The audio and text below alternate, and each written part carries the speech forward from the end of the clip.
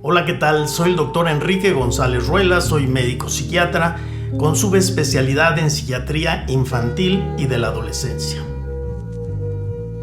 La información proporcionada en este video tiene como objetivo la difusión del conocimiento y en ningún caso debe considerarse como un sustituto de una consulta médica profesional.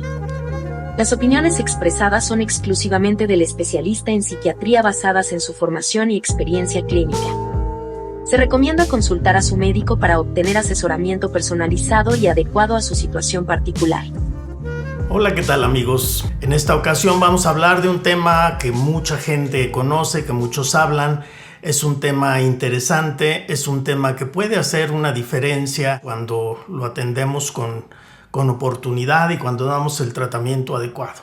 En este caso hablaremos del trastorno por déficit de atención e hiperactividad. El trastorno por déficit de atención, también conocido por muchas personas en el ámbito coloquial como TDA, ADD, niño hiperactivo, es un trastorno que cae dentro de los trastornos del neurodesarrollo.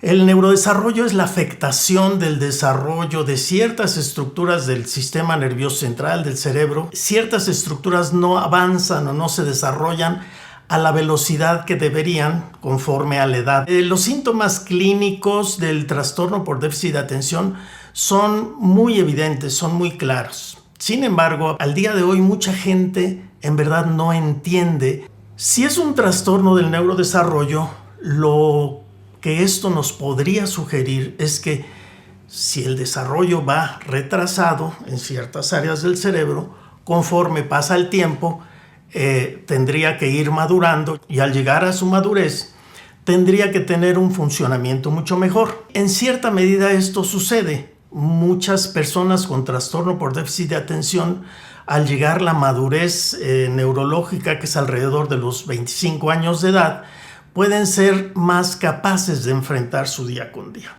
Muchos, a pesar de llegar a la edad, no logran encontrar un buen patrón de funcionamiento social o laboral o familiar por las secuelas del mismo trastorno. Pero vayamos al punto. ¿De qué se trata esto? ¿Cómo es que una persona puede tener problemas en su atención? Realmente el problema es que su atención no logra concentrarse en un punto por suficiente tiempo.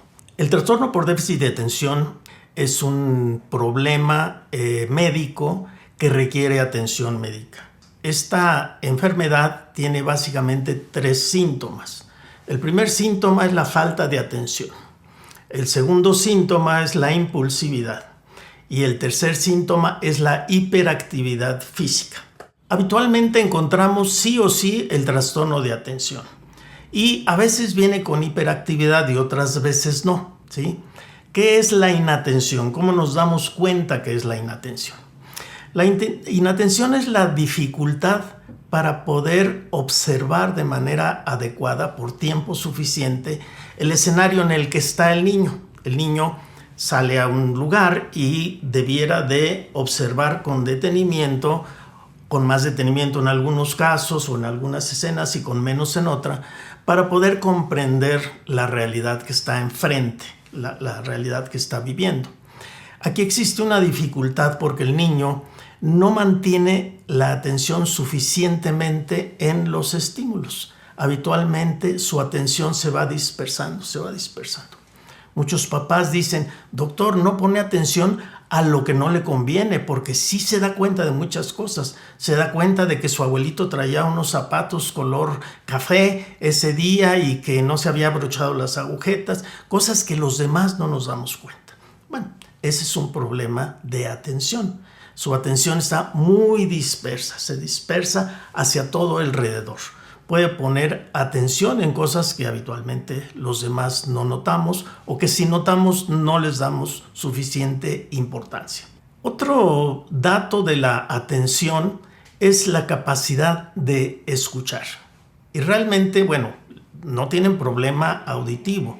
La gente dice, es que, doctor, le digo algo y no me escucha. Al niño se le da una instrucción, se le llama, se le habla y el niño permanece con la atención en un solo punto. Esto implica no que tiene problemas para escuchar, ¿sí?, sino que tiene problemas para hacerle caso a ese estímulo. El estímulo auditivo no lo utilizan, lo descarta. ¿Por qué? Porque su atención está en otras cosas. Muchos niños, antes de ser diagnosticados, por ejemplo, van antes con el otorrino, van con el audiólogo para ver si no tienen un problema de audición, porque no contestan. Entonces, una característica es que les hablas y no te responden. Otra de las características de la falta de atención es la dificultad para seguir instrucciones. Uno se le dice, ve, levanta este plato y ponlo en el fregadero. Y el niño puede tomar el plato y en el momento que va al fregadero ya no sabe para dónde tendría que ir, ¿sí? Porque su atención, recibió la instrucción, pero no puso suficiente atención en esa instrucción, y además la atención ya se le dispersó por otra cosa. La capacidad de organizar sus cosas. Los niños con trastorno por déficit de atención, como parte de su inatención, tienen dificultad para organizar. Por ejemplo, sus mochilas tienden a ser unas mochilas todas desordenadas. Los olvidos tienden a ser algo muy frecuente. Olvidan llevar su tarea, llevar su lápiz, olvidan el suéter. Tienen olvidos reiterativos, constantes, que desde luego, van acabando con la paciencia de la mamá, de los maestros y de otros. Tiende a olvidar cosas con mucha frecuencia. Pasan ciertas cosas, ciertos eventos que luego se les preguntan y dicen no.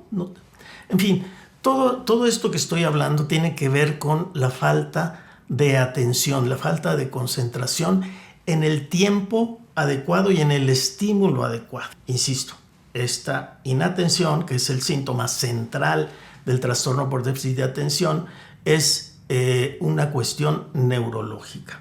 Antes se suponía, mucha gente sigue suponiendo, que es porque están mal educados o porque hay mucha ansiedad en su casa o porque no les hicieron caso de chiquitos.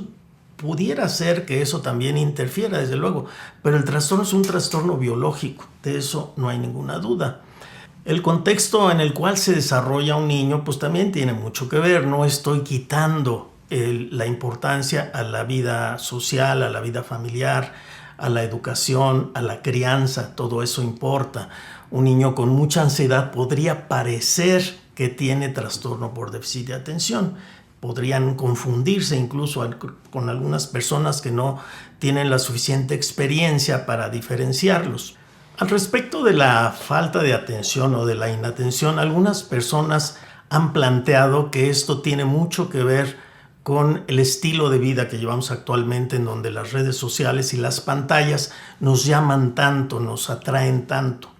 Esto no se ha comprobado que sea la causa del trastorno de atención. Sí se ha comprobado que llega a hacer daño el exceso de exposición a las pantallas. Eso es en definitiva. Pero de ahí a que el exceso de uso de pantallas se convierta en un trastorno por déficit de atención, hay mucha diferencia. Cabe la pena mencionar que un niño con trastorno de atención, cuando hay una cosa que es de su interés, entonces sí puede centrar su atención, ¿sí? Algunos papás dicen, no pone atención nada, solamente en su tablet, solamente en la pantalla, entonces ahí sí puede estar hasta 1 hora. Esto no es contradictorio, esto de hecho todos lo hacemos. Todos tenemos esta característica. Si algo nos llama la atención, por donde sea, lo que sea, ponemos más atención. Si a mí me está gustando una película, me está atrapando, me interesa, entonces pongo mucho más atención. Si me interesa la química, por ejemplo, cuando estoy leyendo algo de química, pongo mucha más atención que si no me interesa. Entonces, aquí el tema de que se interesen por una cosa en particular, esto no descarta que sea trastorno por déficit de atención.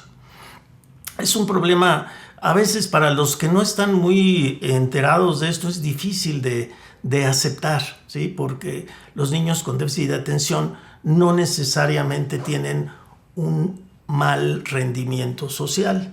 De esto depende de qué, como en todas las enfermedades, de qué tan grave pueda ser el trastorno. En todos los trastornos lo comento en muchos de nuestros espacios. Todas las enfermedades pueden ser leves, moderadas o severas. Pasemos al segundo síntoma importante, el segundo síntoma central de trastorno por déficit de atención, que es la impulsividad. La impulsividad es la incapacidad de detener la emoción que tenemos para poder interactuar con los demás. Por ejemplo, es impulsivo el que un niño con trastorno por déficit de atención se esté moviendo todo el tiempo.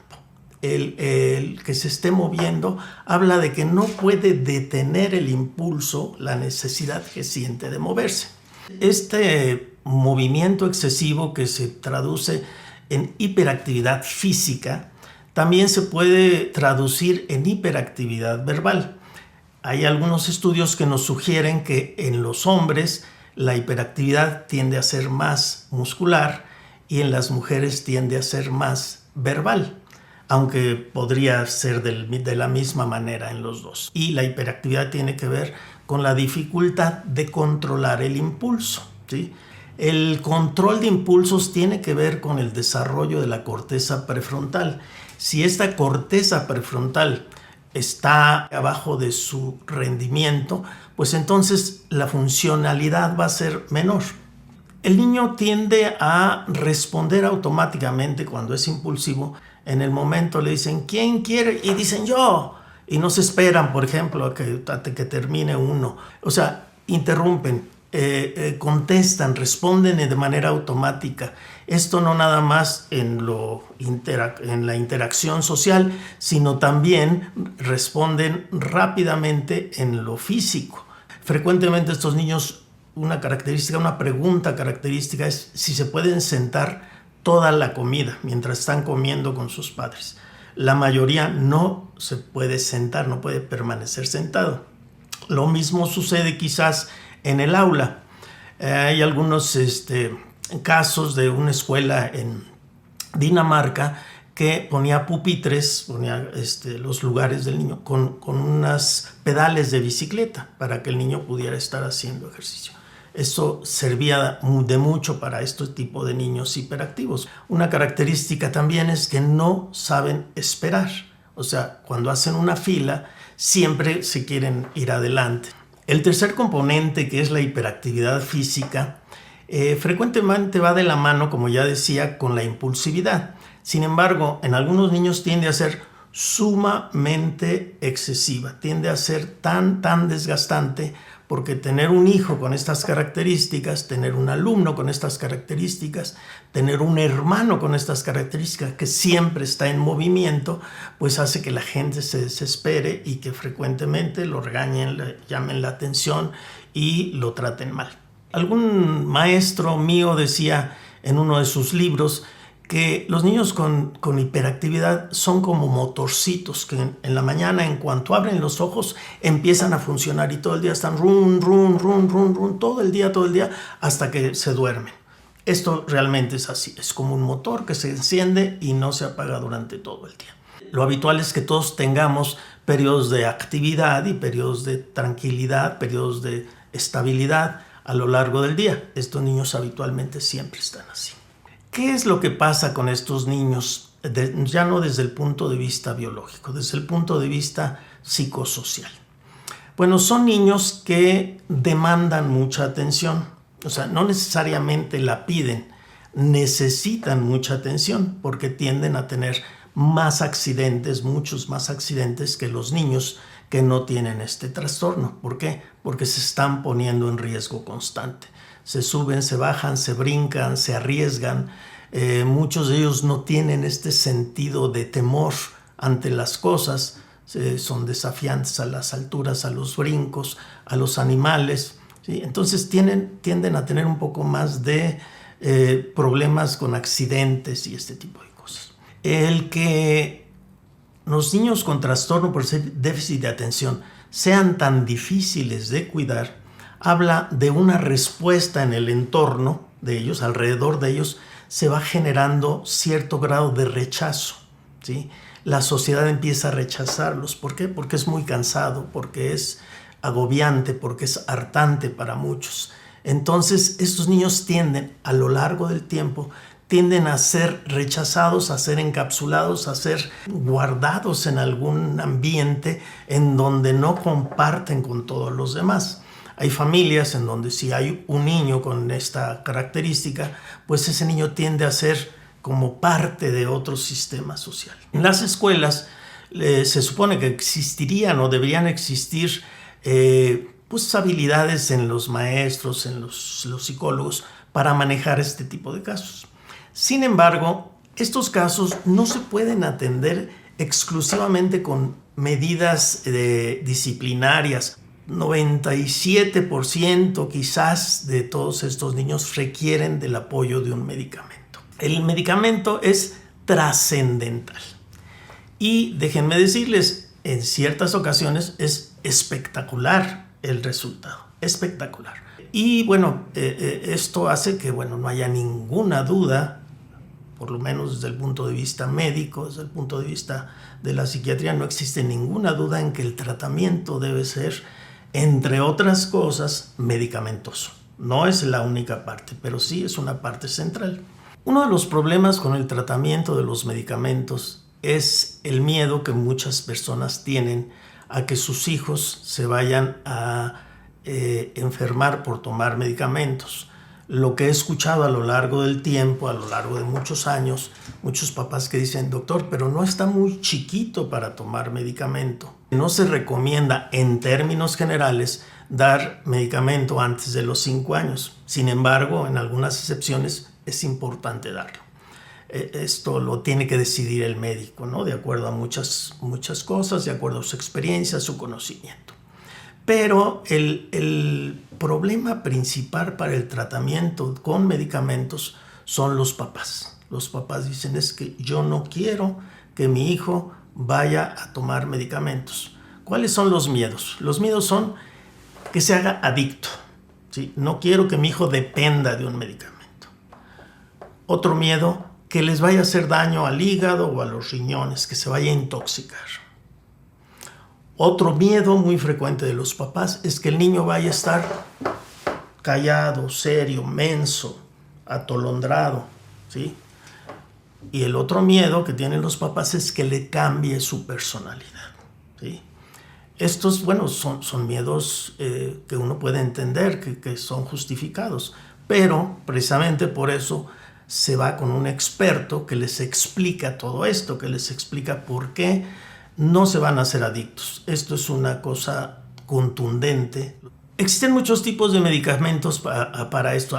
Habitualmente se llaman medicamentos estimulantes de la atención. Además, existen otros medicamentos que son no estimulantes y que también pueden utilizarse, también son de mucha utilidad en determinados casos. Existen niños que no son un buen receptor de los estimulantes, entonces se utilizan los de segunda línea. Ese es un problema con el tratamiento farmacológico. Sin embargo, el tratamiento farmacológico es solo uno de los tratamientos. Además, debe haber un tratamiento a nivel familiar y a nivel escolar. Como se han dado cuenta a lo largo de toda esta plática, estoy hablando básicamente de niños, porque es un trastorno que empieza en la infancia, ¿sí?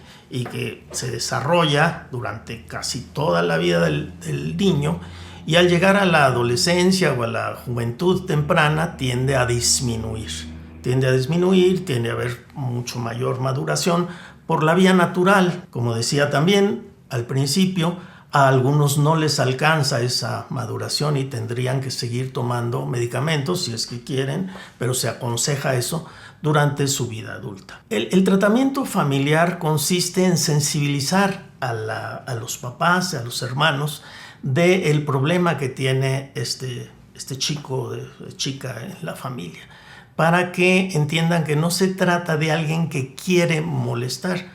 Aunque sí, hay muchos que quieren molestar, pero no necesitan tener trastorno de atención.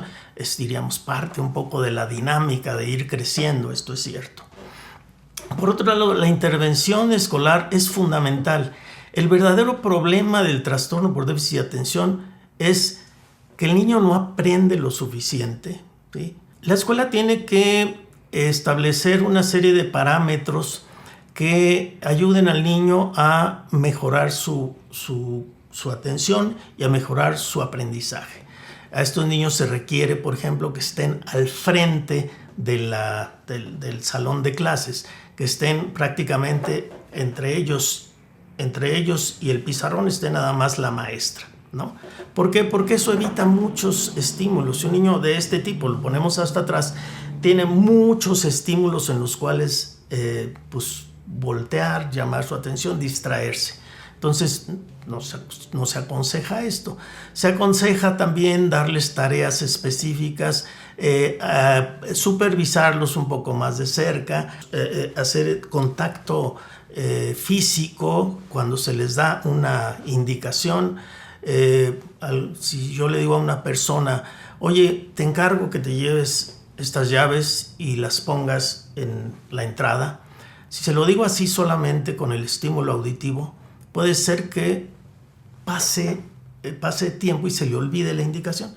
Si yo le pongo la mano aquí y le digo, oye, quisiera que lleves estas llaves y las pongas en la entrada, le estoy dando dos estímulos, el auditivo y el táctil. Y eso puede hacer que este niño lleve más orientación y menos error, menos margen de error en sus conductas. El problema es un problema complejo, es muy frecuente, el 5% se dice en algunos estudios, el 5% de toda la población infantil tiene trastorno por déficit de atención. Esto quiere decir que en un salón de 50 niños, al menos 2 o 3 pueden tener trastorno por déficit de atención. Es una incidencia muy alta. Se dice que es mucho más frecuente en los hombres que en las mujeres, a nivel de 2-1, en algunos estudios de 3-1. Es mucho más frecuente en la infancia que en la edad adulta. La diferencia entre ser tratado en la infancia y no ser tratado puede ser monumental, puede ser trascendente. El niño que recibe la atención aprende, desarrolla, madura, ¿sí?, con mucho más velocidad y sobre todo no desarrolla el sentimiento de ser rechazado, el sentimiento de ser hecho a un lado de la sociedad. Y en este caso, pues estamos hablando de su autoestima. La autoestima es fundamental para el desarrollo normal y sano de cualquier individuo. Es un tema pues complejo, es un tema largo, existen muchos datos estadísticos que son interesantes, pero bueno, esto es un tema que hace 40 años se sabía poco, se ha ido conociendo más, hay muchos estudios al respecto, hay un tratamiento que debo mencionar, no todo es farmacológico, en algunos casos se puede utilizar la estimulación magnética transcraneal. Se trata de un magneto que se dirige específicamente hacia la zona prefrontal y manda una serie de estímulos electromagnéticos de alta frecuencia. Esto tiende a estimular la corteza prefrontal. Lo que yo recomiendo es siempre utilizar todas las posibilidades terapéuticas, todo lo que sirva para mejorar, pero lo que siempre recomiendo, y esto es algo que no puedo dejar de decir, es que atiendan esto con un especialista. Los especialistas en este trastorno son los paidopsiquiatras y también los neurólogos pediatras. Por último, debo decir la comorbilidad, porque esto es algo muy importante. El trastorno por déficit de atención es un problema en la atención y en la impulsividad. Sin embargo, en más del 70% de los casos viene acompañado de otro trastorno, ¿sí? Esto se llama comorbilidad, o sea, una enfermedad que viene junto con otra, comórbido, vienen juntas. Lo más frecuente en estos niños es que además de tener trastorno por déficit de atención, puedan tener trastorno negativista desafiante. Por ejemplo, negarse a todo y estar peleando con los demás. Pueden tener trastorno explosivo intermitente, pueden tener ansiedad, pueden tener depresión. Cuando vienen comórbidos es un poco más complicado hacer el diagnóstico. Sin embargo, a la hora de dar el tratamiento es muy importante, por lo menos es mi estrategia y es la que yo aconsejo, que se atienda primero uno de los trastornos hasta que empiece a mejorar y después pasar al otro. Cuando queremos atender todo al mismo tiempo no sabemos qué es lo que está mejorando y qué es lo que está sin poderse mover en el tratamiento. Y bueno, pues este es parte de lo importante del trastorno por déficit de atención. Recuerden que estas pláticas tienen un interés de divulgación, no son académicas, nos falta mucha información que tendríamos que dar. Pero bueno, esto es algo para tratar de ayudar a identificar esto y poder llevar a quienes necesiten esto a recibir tratamiento. Les deseo muy buenos días, muy buenas tardes y buenas noches.